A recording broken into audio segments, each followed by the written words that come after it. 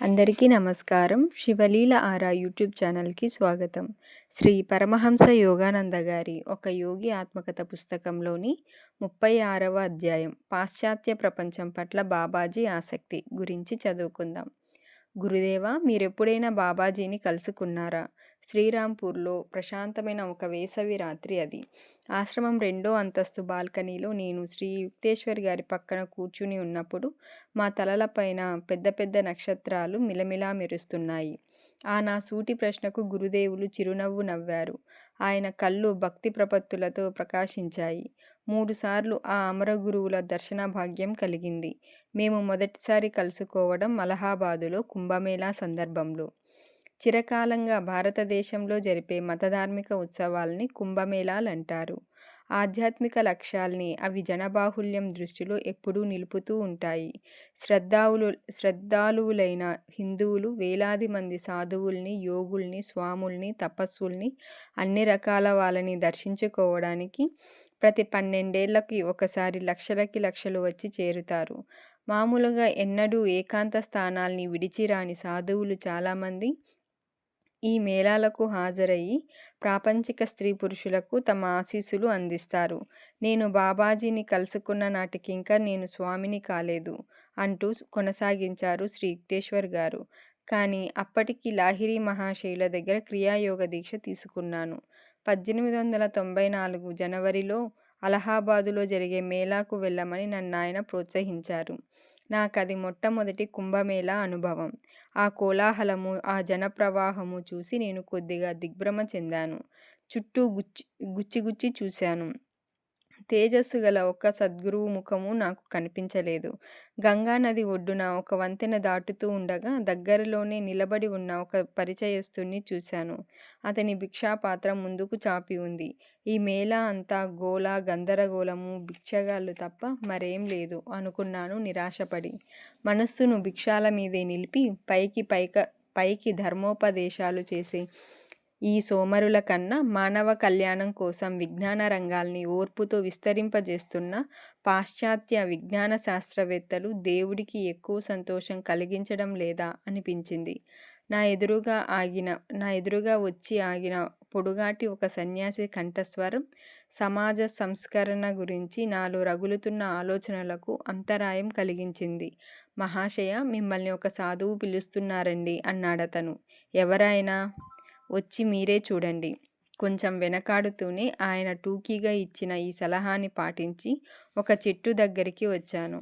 ఆ చెట్టు కొమ్మల నీడన ఆకర్షకమైన శిష్య బృందంతో ఉన్న ఒక గురువు గారిని చూశాను. మిలమిలా మెరిసే నల్ల కళ్ళతో తేజస్వంతమైన ఆ అసాధారణ విగ్రహం గల ఆ గురువుగారు నేను వస్తూ ఉండగా లేచి నించొని నన్ను కావలించుకున్నారు. స్వాగతం స్వామీజీ అన్నారాయన ఆప్యాయంగా. అయ్యా, నేను స్వామిని కానండి అని ఒత్తి పలికాను. స్వామి అన్న బిరుదు ఎవరికి ఇవ్వమని దైవపరంగా నాకు ఆదేశం వచ్చిందో వాళ్ళు దాన్ని పరిత్యజించరు. ఆయన నాతో సౌమ్యంగానే మాట్లాడారు, కానీ ఆయన మాటల్లో గాఢమైన సత్యనిష్ట ధ్వనించింది.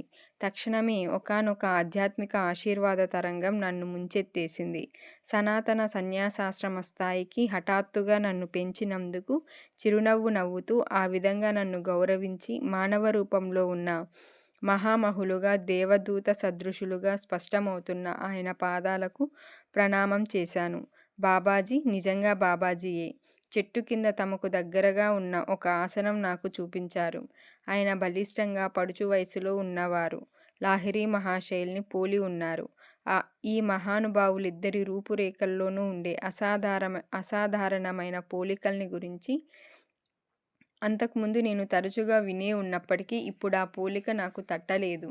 ఒక వ్యక్తి మనస్సులో ఏ నిర్దిష్ట భావమైనా తల ఎత్తకుండా నిరోధించే శక్తి బాబాజీకి ఉంది. ఆయన్ని నేను గుర్తుపట్టి భయభక్తుల్లో మునిగిపోకుండా తమ సమక్షంలో పూర్తిగా సహజంగా ఉండాలని మహాగురువులు ఆశించారని స్పష్టమవుతోంది. కుంభమేళా గురించి ఏమనుకుంటున్నావ్? స్వామి, నాకు చాలా నిరాశ కలిగిందండి అని చెప్పి చటుక్కున ఇలా అన్నాను. మిమ్మల్ని కలుసుకునేటంత వరకు ఏమిటో కానీ సాధువులకి ఈ సంక్షోభానికి పొత్తు కుదిరినట్టు కనిపించడం లేదండి బాబూ అంటూ ప్రారంభించారు ఆ మహాగురువులు.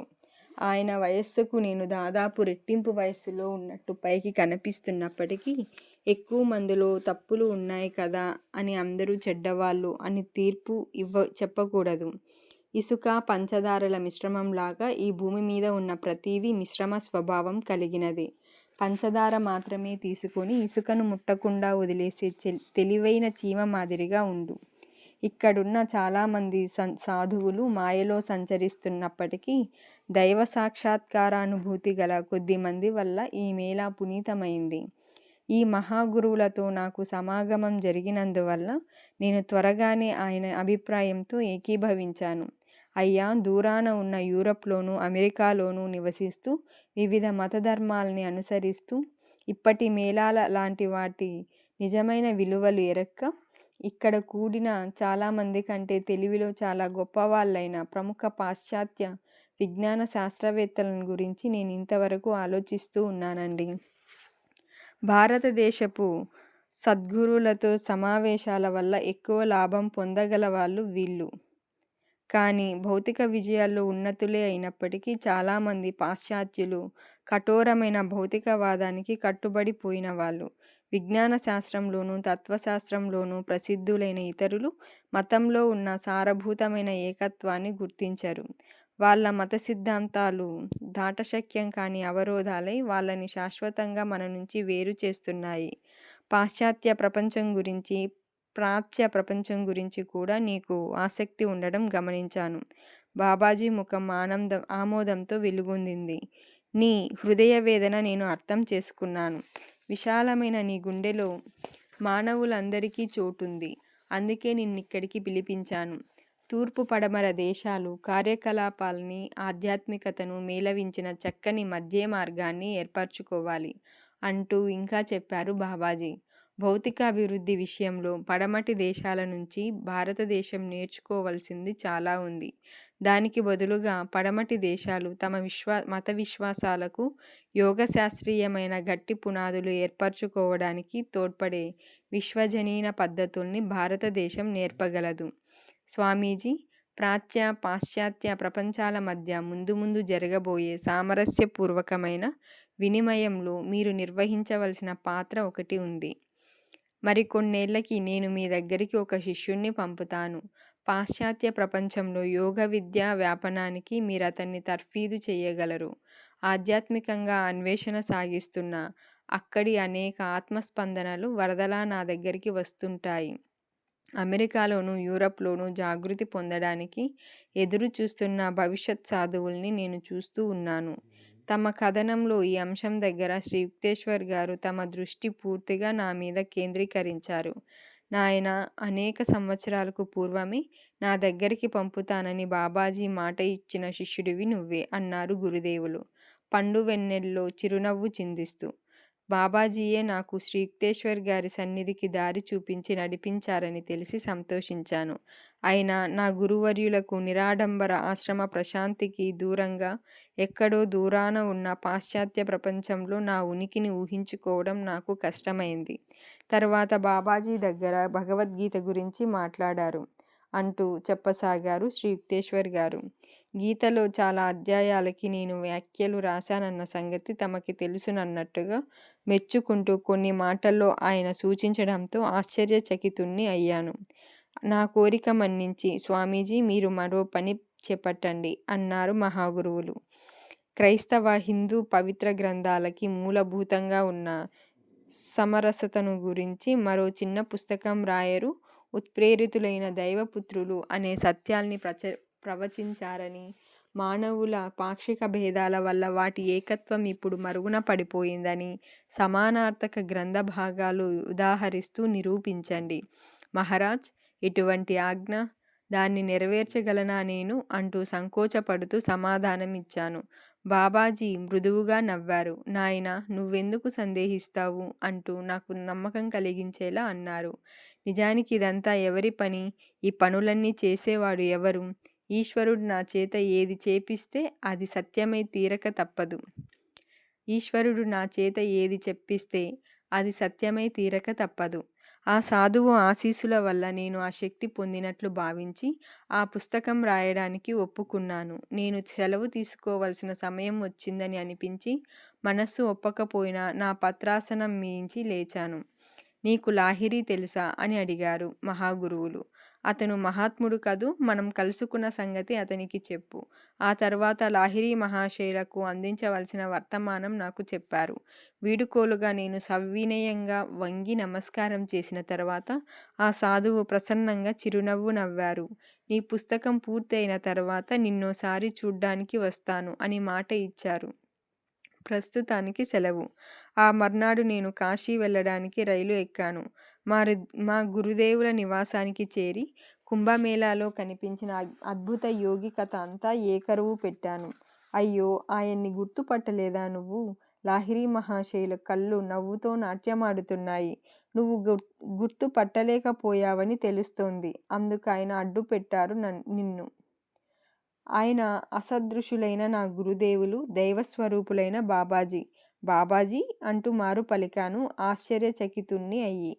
యోగీశ్వరులు బాబాజీ, అదృశ్యాదృశ్య రక్షకులు బాబాజీ. అయ్యో, గతాన్ని మళ్ళీ వెనక్కి రప్పించి ఆయన పాదపద్మాలకు భక్తితో మొక్కడానికి మళ్ళీ మరోసారి ఆయన సన్నిధిలో ఉండగలిగితే ఎంత బాగుండును. పర్వాలేదు అంటూ ఊరడింపుగా అన్నారు లాహిరి మహాశయులు. నిన్ను మళ్ళీ చూస్తానని ఆయన మాట ఇచ్చారు.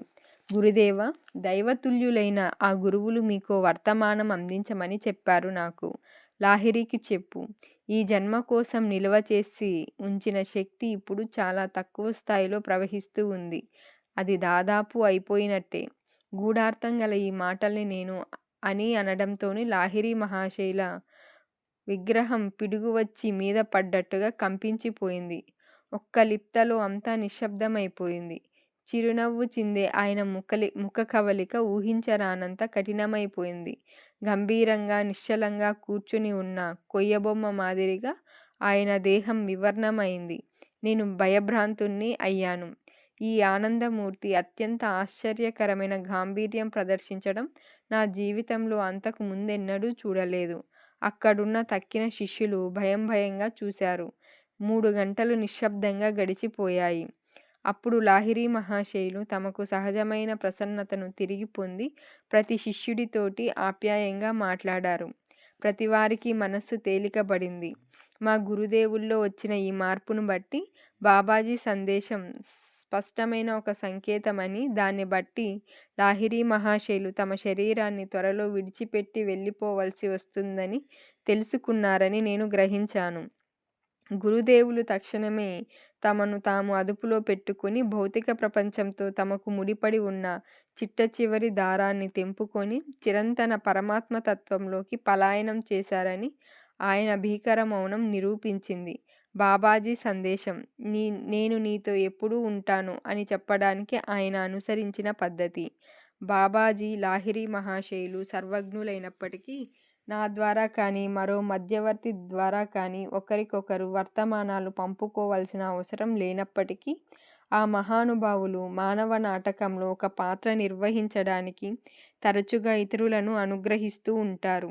అప్పుడప్పుడు తమ భావి దర్శనాల్ని మామూలు పద్ధతిలో వార్తావహుల ద్వారా తెలియజేస్తూ ఉంటారు. ఎందుకంటే తమ మాటలు నెరవేరిన తరువాత ఈ కథ వినే జనబాహుళ్యంలో ఇతోధికమైన దైవభక్తి కలిగించడానికి. త్వరలోనే నేను కాశీ నుంచి వచ్చేసి శ్రీరాంపూర్లో బాబాజీ కోరిన పవిత్ర గ్రంథ రచనా కార్యక్రమానికి పూనుకున్నాను అంటూ ఇంకా చెప్పారు శ్రీ యుక్తేశ్వర్ గారు. నేను ఇలా పనికి పూనుకున్నానో లేదో ఆ అమర గురుదేవులకు అంకితంగా ఒక శ్లోకం రాయాలన్న ఉత్ప్రేరణ నాలో కలిగింది. అంతకు ముందెన్నడూ నేను సంస్కృత కవిత్వ రచనకు పూనుకోకపోయినప్పటికీ మధురమైన పద్యపాదాలు అనాయాసంగా నా కలంలోంచి ప్రవహించసాగాయి. ప్రశాంత నిశీథ సమయంలో నేను బైబిలును, సనాతన ధర్మ శాస్త్ర గ్రంథాల్ని సరిపోల్చి చూడడంలో నిమగ్నుణ్ణి అయ్యాను. పావనమూర్తి యేసు ప్రభువు వాక్కుల్ని ఉదాహరిస్తూ ఆయన ఉపదేశాలు వస్తుతః వేద దర్శనాలతో ఏకీభవిస్తాయని నిరూపించాను. పరమగురువుల కృప వల్ల ది హోలీ సెయింట్స్ కైవల్య దర్శనం అన్న నా పుస్తకం చాలా కొద్ది కాలంలోనే పూర్తి అయింది. నా రచనా కార్యక్రమం ముగిసిన మర్నాడు పొద్దున గంగలో స్నానం చేయడానికి ఇక్కడ రాయగఢ్ రేవుకు వెళ్ళాను అంటూ చెప్పారు శ్రీ యుక్తేశ్వర్ గారు. రేవు నిర్మానుష్యంగా ఉంది. వెచ్చవెచ్చని ఎండలో ప్రశాంతిని అనుభవిస్తూ కొద్దిసేపు నిలకడగా ఉండిపోయాను. తళతళలాడే నీళ్లలో ఒక మునుగు మునిగి ఇంటికి బయలుదేరాను. ఆ నిశ్శబ్దంలో వినవస్తున్న శబ్దమల్లా నేను అడుగు తీసి అడుగు వేస్తున్నప్పుడు గంగలో తడిసిన బట్ట రెపరెపలాడుతూ చేస్తున్న చప్పుడే. ఏటి ఒడ్డున విశాలమైన పెద్ద మర్రి చెట్టున్న తావు దాటి కొంచెం దూరం వెళ్ళేసరికి ఎందుకో వెనక్కి చూడాలన్న గట్టి ఊపు ఒకటి వచ్చింది. అక్కడ మర్రి చెట్టు నీడన కొద్దిమంది శిష్యుల నడుమ కూర్చొని ఉన్నారు మహామహులు బాబాజీ. అభినందనలు స్వామీజీ. నేను కలగనడం లేదని నమ్మకం కలిగించడానికి మహాగురువుల కంఠస్వరం మధురంగా ధ్వనించింది. మీ పుస్తక రచన విజయవంతంగా ముగించడం గమనించాను.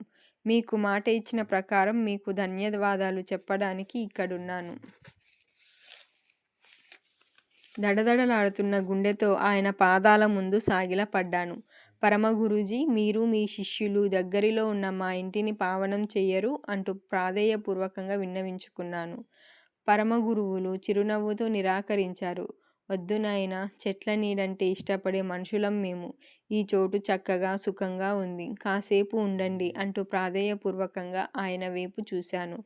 కొన్ని ప్రత్యేకమైన మిఠాయిలు తీసుకొని చటుక్కున చక్కా వస్తాను. కొద్ది నిమిషాల్లో నేను ఫలహారాల పళ్ళంతో వచ్చేసరికి విశాల వటవృక్షం నీడన ఆ దివ్య స్వరూపుల బృందం లేదు. రేవు చుట్టుపక్కలంతా గాలించాను. కానీ ఆ సాధు బృందం గాలి రెక్కల మీద అదివరకే ఎగిరిపోయిందని నా హృదయానికి తెలుసు. నా మనస్సు తీవ్రంగా గాయపడింది. మళ్ళీ మేం కలుసుకున్నా కూడా నేను బాబాజీతో మాటే ఆడాను అనుకున్నాను మనసులో. అంత హఠాత్తుగా ఆయన వెళ్ళిపోయి నా మీద నిర్దయ చూపించారు. నిజంగా ఇది ప్రణయ కోపం. అంతకి మించి మరేమీ లేదు. మరికొన్ని నెలలకి నేను కాశీలో లాహిరి మహాశయుల్ని దర్శించాను. నేను గదిలోకి ప్రవేశించగానే మా గురువులు పలకరింపుగా చిరునవ్వు నవ్వారు. రావయ్యా యుక్తేశ్వర్ అన్నారాయన నా గది గుమ్మంలో. నువ్వు బాబాజీని చూశావా? లేదండి అని జవాబిచ్చాను ఆశ్చర్యంగా. ఇలా రా. లాహిరి మహాశయులు నా నుదిటిని మెల్లగా స్పృశించారు. వెంటనే చూశాను తలుపు దగ్గర ప్రఫుల్ల పద్మ సదృశులైన బాబాజీ సుందర రూపాన్ని. నా మనస్సుకు తగిలిన వెనకటి గాయం గుర్తుకు వచ్చింది. నేను ప్రణామం చెయ్యలేదు. లాహిరి మహాశయులు ఆశ్చర్యచకితులై చూశారు నా వైపు. అగాధమైన కళ్ళతో నా వైపే చూస్తున్నారు దివ్య గురువులు. నా మీద కోపంగా ఉంది మీకు? అవునండి, ఎందుకుండకూడదు అని జవాబిచ్చాను. గాలిలోంచి వచ్చారు మీ గారడి వాళ్ళ జట్టుతో. ఆ పల్చటి గాలిలోకే మళ్ళీ మాయమయ్యారు. నేను నిన్ను చూస్తానని చెప్పాను కానీ ఎంతసేపు ఉంటానో చెప్పలేదు. బాబాజీ మృదువుగా నవ్వారు. నువ్వు ఉత్సాహాతిరేకంలో ఉన్నావు. నీ అశాంతి గాలి దుమారంలోనే నేను ఎగిరిపోయానని నీకు నమ్మకంగా చెప్పదలుచుకున్నాను. పొగడ్తలేని ఈ సంజాయిషీతో తక్షణమే తృప్తిపడ్డాను నేను. ఆయన పాదాలకు ప్రణామం చేశాను. ఆ పరమ గురుదేవులు దయతో నా భుజం తట్టారు. అబ్బాయ్, నువ్వింకా ఎక్కువగా ధ్యానం చెయ్యాలి అన్నారాయన. నీ చూపు ఇంకా లోపరహితం కాలేదు. సూర్యకాంతికి మరుగున ఉన్న నన్ను చూడలేకపోయావు నువ్వు. దివ్యవేణునాదం వంటి స్వరంతో ఈ మాటలు పలికి మరుగై ఉన్న వెలుతురులోకి మాయమయ్యారు బాబాజీ. నా కడపటి కాశీ సందర్శనలో ఇది ఒకటి అని ముగించారు శ్రీ యుక్తేశ్వర్ గారు. కుంభమేళాలో బాబాజీ జోస్యం చెప్పినట్టుగానే లాహిరి మహాశయుల గృహస్థ అవతారం ముగింపుకి దగ్గర పడింది. 1895 వేసవిలో ఆయన దృఢకాయానికి వీపు మీద ఒక చిన్న కురుపు వేసింది. కురుపు కొయ్యడానికి ఆయన అడ్డు పెట్టారు. తమ శిష్యుల్లో కొందరి దుష్కర్మను తమ శరీరంలో అనుభవించి దాన్ని నశింపు చేస్తున్నారు. చివరికి కొందరు శిష్యులు పట్టుబట్టారు. దానికి ఆయన గూఢంగా జవాబిచ్చారు. ఈ దేహం తాను పోవడానికి ఒక కారణం చూసుకోవాలి. మీరు ఏం చేయదలుచుకున్నా నేను ఒప్పుకుంటాను. కొద్ది కాలంలో అసదృశ గురుదేవులు కాశీలో తనువు చాలించారు. ఆయన కోసం నేనిక ఆయన చిన్న గదికి వెళ్ళక్కర్లేదు. నా జీవితంలో ప్రతిరోజు ఆయన సర్వోపగత మార్గదర్శిత్వంతో ధన్యమవుతోంది. చాలా ఏళ్ల తర్వాత లాహిరి మహాశయుల నిర్యాణాన్ని గురించి అద్భుతమైన వివరాలు అనేకం ఉన్నత స్థితిని అందుకున్న స్వామి కేవలానంద అని శిష్యుల నోటి మీదుగా విన్నాను. మా గురుదేవులు శరీరాన్ని విడిచిపెట్టడానికి కొన్నాళ్ల ముందు నేను హరిద్వారంలో నా ఆశ్రమంలో కూర్చొని ఉండగా నా ఎదుట సాక్షాత్కరించారు. వెంటనే కాశీకిరా ఈ మాటలతో లాహిరి మహాశయులు అదృశ్యమయ్యారు. వెంటనే నేను రైలెక్కి కాశీకి బయలుదేరాను. మా గురుదేవుల ఇంట్లో చాలామంది శిష్యులు చేరి ఉన్నారు. ఆ రోజున గురుదేవులు కొన్ని గంటల పాటు గీతను వ్యాఖ్యానిస్తూ ఉపన్యసించారు. ఆ తర్వాత మాతో టూకీగా ఇలా అన్నారు: నేను ఇంటికి వెళ్ళిపోతున్నాను. మాలో దుఃఖం కట్టలు తెంచుకొని వచ్చింది. వెక్కి వెక్కి ఏడ్చాం. కుదుట పడండి, నేను మళ్ళీ లేచి వస్తాను. ఈ ముక్క అన్న తర్వాత లాహిరి మహాశయులు తమ ఆసనం మించి లేచారు. తమ శరీరాన్ని గుండ్రంగా 3 సార్లు తిప్పారు. ఉత్తరం వైపు తిరిగి పద్మాసనం వేసుకున్నారు. అద్భుతంగా మహాసమాధిలోకి వెళ్ళిపోయారు. భక్తులకెంతో ప్రియమైన లాహిరి మహాశయుల సుందర దేహాన్ని గృహస్థోచితమైన కర్మకాండతో పావన గంగా తీరాన మణికర్ణికా ఘట్టంలో దహనం చేశారు అంటూ చెప్పారు కేశవానంద గారు. ఆ మర్నాడు పొద్దున 10 గంటలకు నేనింకా కాశీలోనే ఉండగా నా గది ఒక మహత్తరమైన కాంతితో కమ్ముకుపోయింది. ఆహా! లాహిరి మహాశయుల రూపం రక్తమాంసాలు నిండిన శరీరంతో నా ఎదురుగా నిలబడి ఉంది. అది అచ్చం ఆయన వెనుకటి శరీరంలాగే ఉంది. కానీ దానికన్నా ఇది తక్కువ వయస్సులో ఉన్నట్టు, దానికన్నా తేజోవంతంగానూ ఉంది. గురుదేవులు నాతో మాట్లాడారు. కేశవానంద, నేనే దహనమైన నా శరీరం తాలూకు విఘటిత పరమాణువుల నుంచి నా రూపాన్ని కొత్త నమూనాగా సృష్టించి పునరుత్థానం కావించాను. గృహస్థుగా ఈ ప్రపంచంలో నా పని పూర్తయింది. కానీ నేను ఈ భూమిని పూర్తిగా విడిచిపోను. ఇక నుంచి బాబాజీతో హిమాలయాల్లో కొంతకాలం గడుపుతాను. ఆ తర్వాత బాబాజీతో బ్రహ్మాండంలో ఆశీపురస్సరంగా నాతో కొన్ని మాటలు పలికి అంతర్ధానమయ్యారు లోకాతీత గురుదేవులు. అద్భుతమైన ఉత్తేజంతో నిండిపోయింది నా గుండె. క్రీస్తు, కబీర్ల శిష్యులు తమ గురుదేవుల్ని వారి భౌతిక మరణానంతరం సజీవ రూపంలో దర్శించినప్పుడు ఎటువంటి ఆత్మోన్నతి అనుభూతమైందో నాకు అటువంటిదే అనుభూతమైంది. హరిద్వారంలో ఉన్న నా ఏకాంత ఆశ్రమానికి నేను తిరిగి వెళ్ళినప్పుడు లాహిరి మహాశయుల పవిత్ర చితాభస్మంలో కొంత భాగం కూడా తీసుకొని వెళ్ళాను. నాకు తెలుసు, దేశకాలావధులు గల పంజరంలోంచి ఆయన తప్పించుకుపోయారని, సర్వవ్యాపకతా విహంగం విముక్తమైందని. అయినా ఆయన చితాభస్మానికి సమాధి కట్టించడం నా మనసుకు ఊరట కలిగించింది అంటూ చెప్పుకొచ్చారు కేశవానంద గారు. పునరుత్థానం చెందిన గురుదేవుల్ని దర్శించే భాగ్యం పొందిన మరో శిష్యులు. సాధు ప్రవృత్తి గల పంచానన్ భట్టాచార్య గారు. నేను కలకత్తాలో ఆయన ఇంటికి వెళ్ళి గురుదేవులతో ఆయన గడిపిన అనేక సంవత్సరాల వృత్తాంతాన్ని ఆనందంగా విన్నాను. చివర తమ జీవితంలో కల్లా అత్యద్భుతమైన ఘట్టం ఒకటి చెప్పారాయన. లాహిరి మహాశయుల దహనం జరిగిన మర్నాడు పొద్దున 10 గంటలకి ఇక్కడ కలకత్తాలో జీవ ద్విభవంతో నా ముందు ప్రత్యక్షమయ్యారాయన. 2 శరీరాల సాధువు స్వామి ప్రణవానంద గారు కూడా తమ అతీంద్రియానుభూతిని నాకు వివరించారు. మా రాంచీ విద్యాలయాన్ని సందర్శించిన సందర్భంలో ప్రణవానంద గారు నాకిలా చెప్పారు. లాహిరి మహాశయులు శరీరాన్ని విడిచిపెట్టడానికి కొన్నాళ్ళు ముందు ఆయన దగ్గర నుంచి నాకో ఉత్తరం వచ్చింది. నన్ను వెంటనే కాశీ రమ్మని రాశారాయన అందులో. అయితే తప్పనిసరి ఆటంకం వల్ల నా ప్రయాణం ఆలస్యమైంది. వెంటనే బయలుదేరలేకపోయాను. నేను కాశీ ప్రయాణానికి సిద్ధమవుతూ ఉండగా పొద్దున 10 గంటల వేళ మా గురుదేవుల ఉజ్వల రూపాన్ని నా గదిలోని చూసి ఆనందం పట్టలేకపోయాను. కాశీకి రావాలని తొందరెందుకు అన్నారు చిరునవ్వు చిందిస్తూ. నన్నింక అక్కడ చూడవు. ఆయన మాటల్లో అర్థం నాకు స్ఫురించేసరికి గుండె పగిలి వలవలా ఏడ్చేశాను. ఆయన్ని కేవలం అంతర్దర్శనంలోనే చూస్తున్నానని నమ్మి గురుదేవులు ఓదార్పుగా నా దగ్గరికి వచ్చారు. ఇక్కడ నా కండ పట్టి చూడు అన్నారు. ఎప్పటిలాగే నేను జీవించి ఉన్నాను. దుఃఖపడకు. ఎప్పటికీ నీతోనే ఉండడం లేదు. ఈ ముగ్గురు మహాశిష్యుల నోళ్ల నుంచి అద్భుత సత్యాన్ని తెలిపే కథ బయల్పడింది. లాహిరి మహాశయుల దేహం మంటలకు ఆహుతి అయిన మర్నాడు పొద్దున 10 గంటల వేళ రూపాంతరం చెందినప్పటికీ వాస్తవమైన దేహంలో 3 వేరువేరు నగరాల్లో ముగ్గురు శిష్యుల ముందు ఆయన సాక్షాత్కరించారు.